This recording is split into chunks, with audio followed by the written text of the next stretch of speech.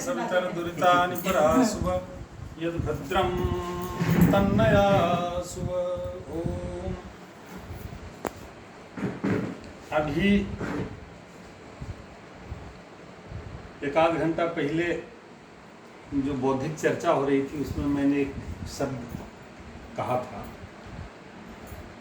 कि आइजॉल से लेकर कन्याकुमारी तक लगभग 200 यात्राएं अभी तक मैंने की हैं संपूर्ण भारतवर्ष की, कश्मीर से लेकर पद्मनाभ स्वामी तक। इस यात्रा के क्रम में 3 बार विवेकानंद स्मारक में ओम केंद्र जो कमरा है, जो साधना स्थल है, उसमें 3 बार बैठने का 2-2 घंटे 2.5 घंटे बैठने का अवसर प्राप्त हुआ। ध्यान मंडपम।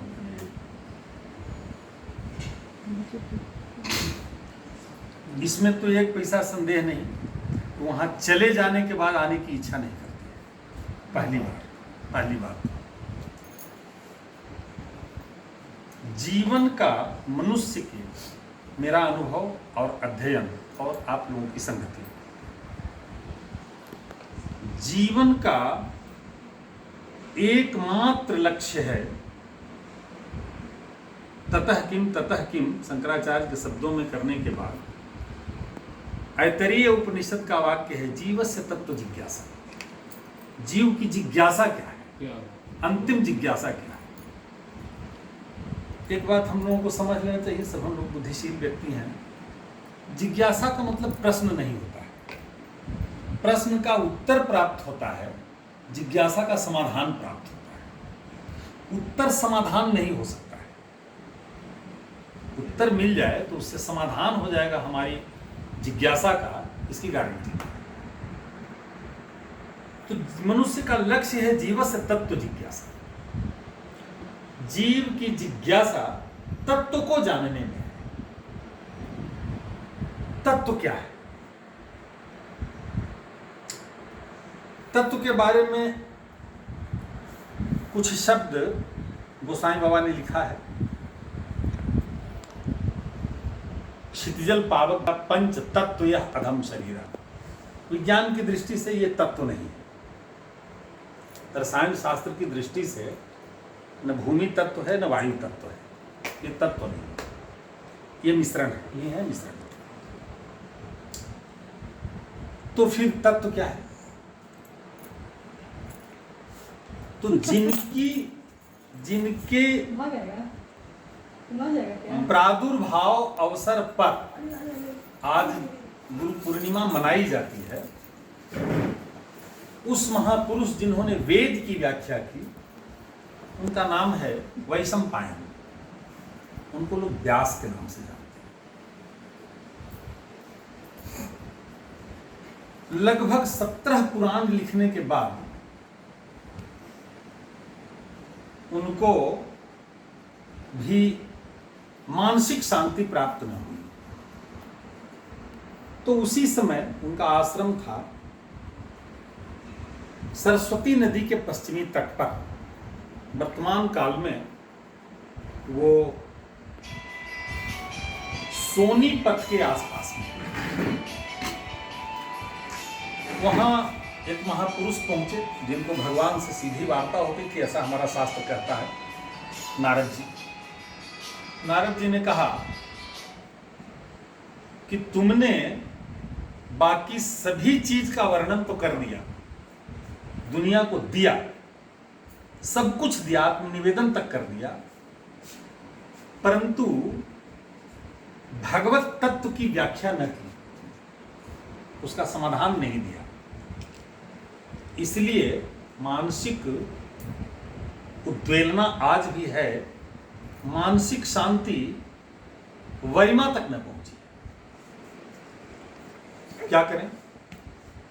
तो उन्होंने 4 श्लोक में उनको उस तत्व का उपदेश दिया और बताया कि प्रावेश मात्र भवदास मात्र। मैंने संक्षेप में प्रावेश मात्र, अंगूठे से लेकर के तर्जनी की उंगली तक के जो वैकरणिक दूरी है, विकरणीय दूरी, उसको प्रादेश कहते हैं।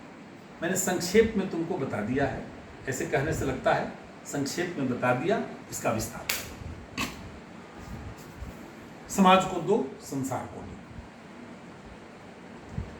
उन्होंने लिखा, जब उसकी व्यवस्था करने लगे, वो लिखने लगे, तो उन्होंने एक जगह पर लिखा कि तत्वम तत्वविदो तत्वम यज्ञानमद्वयम ब्रह्मेति परमात्मेति भगवान इति शब्द।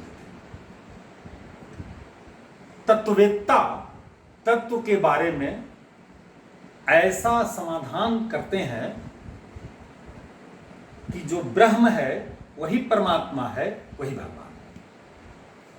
जो ब्रह्म है वही परमात्मा है, वही भगवान है। ब्रह्मेति परमात्मेति भगवान इति शब्दते।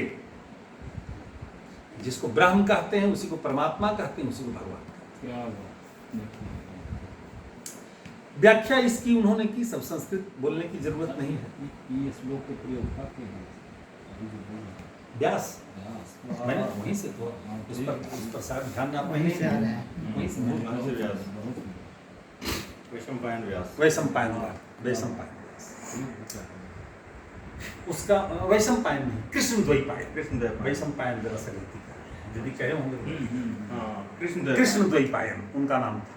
वैशंपायन के दूसरा कृष्णद्वैपायन।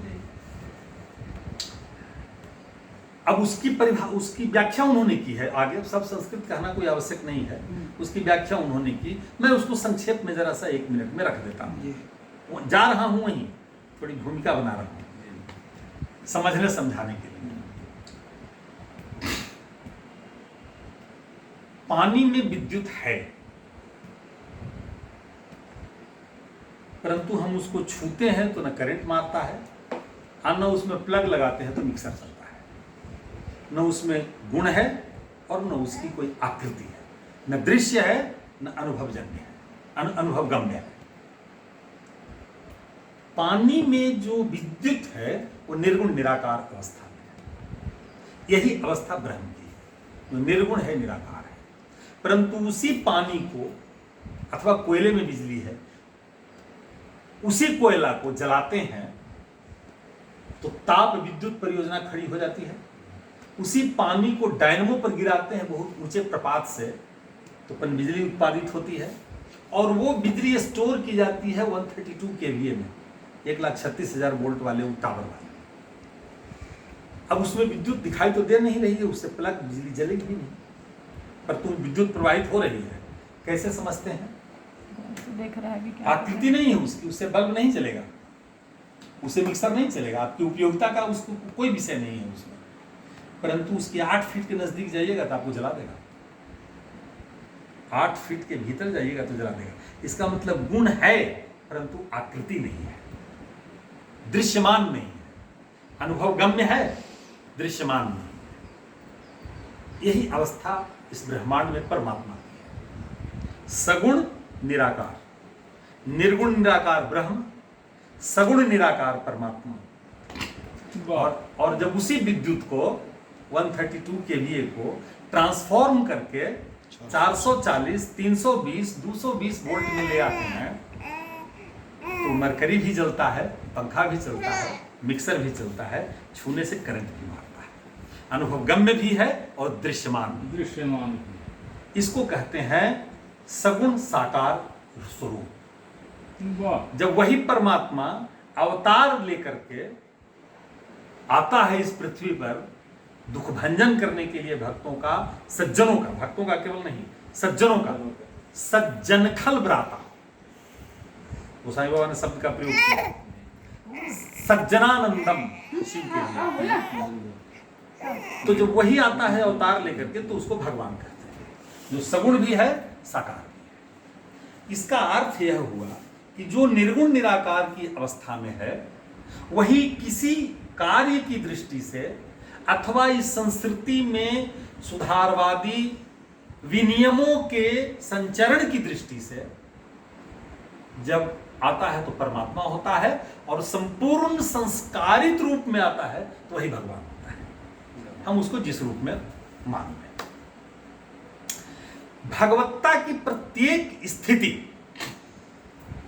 गोसाई बाबा ने एक जगह पर लिखा है, वंदऊ राम नाम रघुबर के हेतु कृषानु भानु हिम करके। वंदऊ राम नाम रघुबर के हेतु कृषानु भानु हिम करके। राम नाम में 3 अक्षर हैं, र, अ और म। कृषानु का द्योतक है अ, र। भानु का द्योतक है अ और हिमकर का द्योतक है म। जैसे राम में 3 अक्षर हैं र, अ और म, उसी प्रकार प्रणव में 3 अक्षर हैं अ, उ और म। गीता में स्वयं भगवान श्री कृष्ण ने कहा है, अक्षराणाम अकारोस्मि द्वंद्वः सामासिकस्य च। अक्षरों में आकार मैं ही हूं। प्रणवाक्षर में प्रथम अक्षर ओंकार प्रणवाक्षर है। प्रणवाक्षर में प्रथम अक्षर जो 3 अक्षरों से मिलकर बना है, उसमें प्रथम अक्षर स्वयं भगवत्ता की व्यवस्था है। वही भगवत्ता जो भगवान होकर उपदेश कर रहा है गीता का महाभारत में, कुरुक्षेत्र में, वही भगवान जो सगुण निराकार के रूप में परमात्मा होता है, जो आत्मा का समष्टि रूप होता है। आत्मा एक व्यष्टि रूप है जो प्रत्येक जीव में निर्धारित होती है और समष्टि रूप परमात्मा है उसका। और वही भगवान जो निर्गुण निराकार के रूप में ब्रह्म कहलाता है, उसी भगवान का अधिष्ठान में है। अक्षराणाम अकार। दूसरा हो गया ऊ।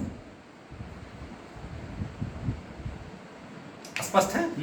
वंदऊ राम नाम रघुबर के हेतु कृषानुभान। जैसे भगवान भगवत्ता की व्यवस्था आ में हुई, उसी प्रकार भगवत्ता का एक गुण होता है प्राकृत, जो हमारे भीतर भी है। उस गुण को कहते हैं चित्त। आत्मा तो उसी परमात्मा का अंश है ना, ईश्वरी अंश जीव अविनाशी। और आत्मा के बारे में गीता में भी भगवान ने कहा कि न जायते मृते वा कदाचिन नायम भूत्वा भविता वा न भूय। न जन्म लेता है, न मरता है, नहीं हुआ है, न होगा। इसका न नाश है, न निर्माण है। उसी परमात्मा का अंश है, व्यष्टि रूप है। इसलिए आत्मा नहीं, चित्त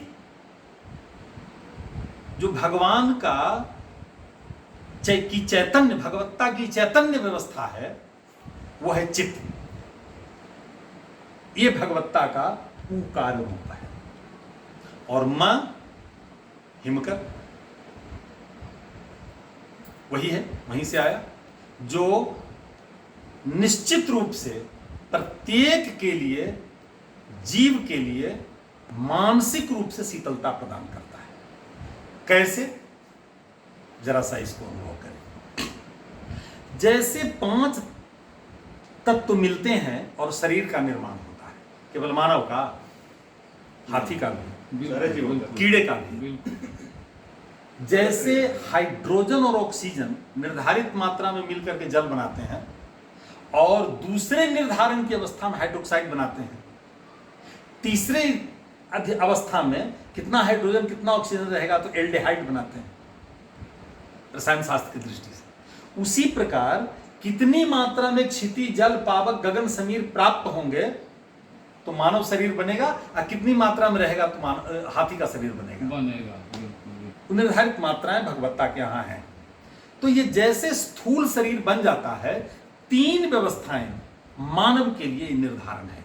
शास्त्र की संरचना मानव के लिए हुई है, बाकी जीवों के संरक्षण सुधारात्मक व्यवस्था है। चैतन्य अवस्था मानव के लिए। मानव शरीर के निर्माण के बाद जैसे ये 5 के कारण शरीर निर्माण हो जाता है, 3 सूक्ष्म चीजें स्वतः आ जाती हैं, स्वतः प्रभु के यहां से आ जाती है। वह है मन, चित्त और आत्मा। मन को सुख और दुख दोनों का अनुभव होता है, चित्त को आनंद का अनुभव होता है, आत्मा को कोई अनुभव नहीं होता है, निरपेक्ष है। न जायते मृते वा कदाचिन। उसको न सुख का अनुभव होता है, न दुख का, न आनंद का। वो परमात्मा का अंश है। और परमात्मा क्या है, भगवत्ता क्या है, ब्रह्म क्या है? ऐतरेय ईशावास्य उपनिषद का 13वां मंत्र, निरपेक्षम अहम शांतम निर्वैरम समदर्शनम। मैं निरपेक्ष हूं, शांत हूं, मुझको किसी से कोई मतलब नहीं। यह निरपेक्षता आत्मा के पास है। सुख दुख के अवस्था से उसको कोई मतलब नहीं। मैंने जो कहा कि चित्त को आनंद है, तो दूसरा अवस्था है चित्त का, और तीसरी अवस्था हिमकर का। जो मैंने कहा, मन को यदि भक्ति के साथ विवाह कर दीजिए, मन का विवाह यदि भक्ति, मन क्या है वही जरा सा हम 1 मिनट में एक्सप्लेन कर देंगे। मन पहले इसको रख लेते हैं। मन का विवाह भक्ति के साथ कर लिए तो सभी प्रकार की सकारात्मक व्यवस्थाएं खड़ी हो जाएंगी। मन का विवाह यदि बुद्धि के साथ कर जाते हैं तो बात करें यदि, तो सभी प्रकार की नकारात्मक व्यवस्थाएं खड़ी हो जाएंगी।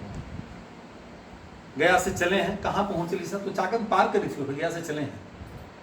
ये मन के साथ बुद्धि का संयोग का परिणाम है, मन के साथ भक्ति का परिणाम है। एक बार भी मैंने नहीं कहा रमेश जी के पूछने पर, सर हम गैस लेने चले गए थे और आने में देर हुई। सीधी सीधी सी बात है, कहने में क्या हर्ज है? बुद्धि का प्रयोग क्यों करना? मन का विवाह भक्ति के साथ कीजिए, श्रद्धा और विश्वास उत्पन्न होता है। मन के साथ बुद्धि का प्रयोग, बुद्धि का विवाह मन के साथ कर समावेश कर दीजिए, तो ईर्ष्या और अहंकार उत्पन्न होता है। एक पुरुष और एक स्त्री, दो संतान पैदा होते हैं। चित्त के साथ तो केवल आनंद की अवस्था है, सत चित्त आनंद। चित्त के साथ केवल आनंद की अवस्था है, वो भगवान की ओर ले जाएगा। चित्त भगवान का कारक नहीं है, भगवान की ओर ले जाने की सीढ़ी है, और भगवान तक पहुंचने की व्यवस्था आपकी आत्मा। सोहम उसी का प्रतीक है। आ, उ और म से जो ओंकार बना, प्रणव, इसकी वैज्ञानिकता है कि नासा ने भी रिसर्च किया है, सूर्य के दहन के साथ जो ध्वनि उत्पन्न होती है वो क्या है? ओंकार है। ये नासा ने व्यवस्था दी है। मेरी बात अभी लेटेस्ट भी आया, कल के अखबार में, कल के भी अखबार में आया है। ये हम पढ़े थे 1 आध साल पहले। सब लोग किया, सभी देशों के 14 देशों के वैज्ञानिक एक साथ 2014 में शोध कर रहे थे, राइन नदी के किनारे, हॉलैंड और ऑस्ट्रिया की सीमा पर, भूगर्भ में। कौन सा निकला? हिग्स बोसोन नाम का तत्व उन्होंने खोज किया, और उसका नाम दिया हिंदी में, अंग्रेजी में, गॉड पार्टिकल। विश्व के जनन का, संस्कृति के जनन का यह प्रधान कारक है।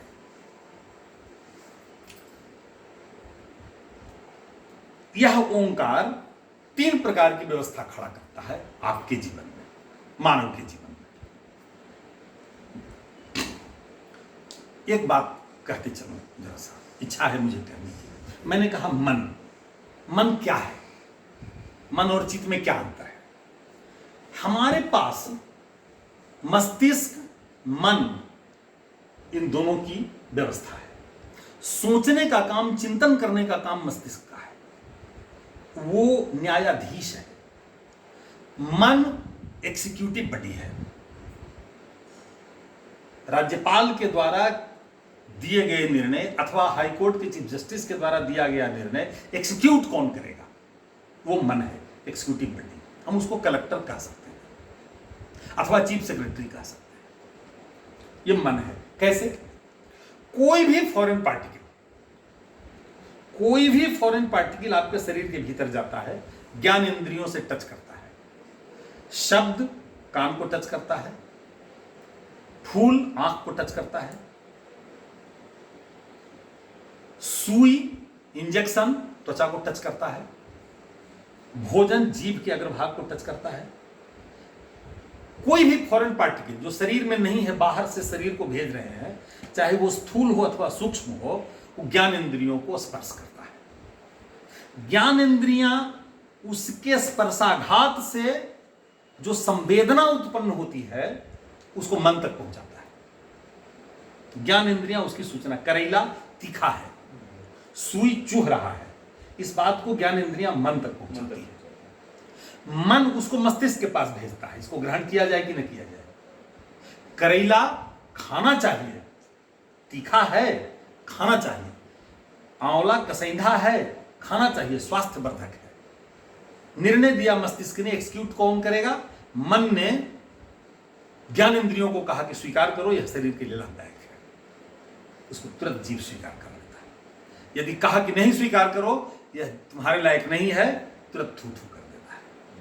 ये मन जो है एक्सिक्यूटिव बॉडी। वाह, ये हमने बीच में ये क्षेपक कह दिया, जो मैंने कहा था कि मन क्या है, बड़ा बेजोड़ी क्षेपक रहा। मैंने बताता हूं।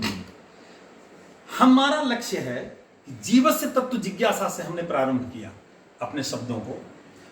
तत्व क्या है? तत्व का समावेश वहां से व्याख्या करते हमने ओंकार तक लाया।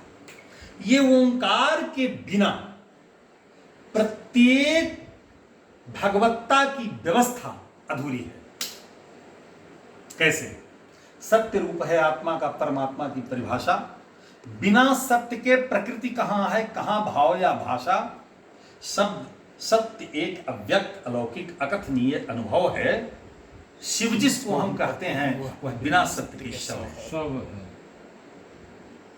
इसीलिए इस ओंकार के बिना, इस प्रणवाक्षर के बिना, ओम नमो नारायणाय, ओम नमः शिवाय, ओम ऐं ह्रीं क्लीं चामुंडायै विच्चे, वाह, ओंकार के बिना प्रत्येक मंत्र, भगवत्ता की प्रत्येक व्यवस्था, भगवत्ता की व्यवस्थात्मक अवस्था, भगवत्ता स्वयं नहीं, भगवत्ता की व्यवस्थात्मक अवस्था प्रणवाक्षर के बिना अधूरा है। इसका अर्थ यह हुआ कि यदि हम प्रणवाक्षर को स्वीकार करते हैं, उसकी गुरुता को शिरोधार्य करते हैं, तो हमारी पहुंच भगवत्ता तक सीधी, सरल और आसान हो जाएगी। क्या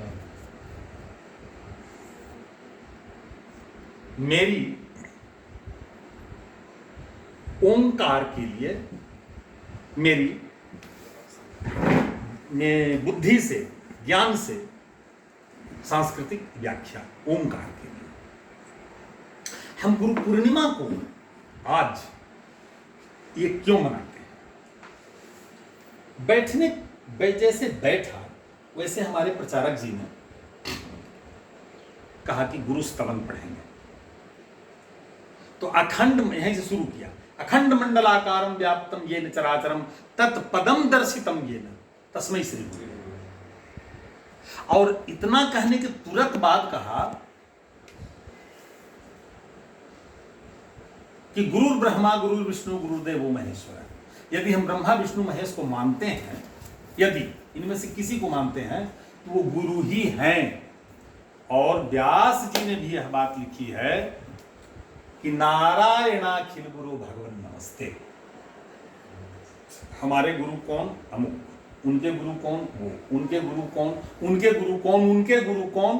गुरुता की संपूर्ण समावेशन, गुरुता का संपूर्ण समावेशन कहां है? नारायण। नारायण की पूर्णता कैसे है? ओम नमः नारायणाय, प्रणवाक्षर से। इसलिए हम कृष्णद्वैपायन को भी प्रणाम करते हैं, तो प्रणवाक्षर से प्रारंभ करते हैं। और इस व्यास पूर्णिमा को गुरु पूर्णिमा कहते हैं।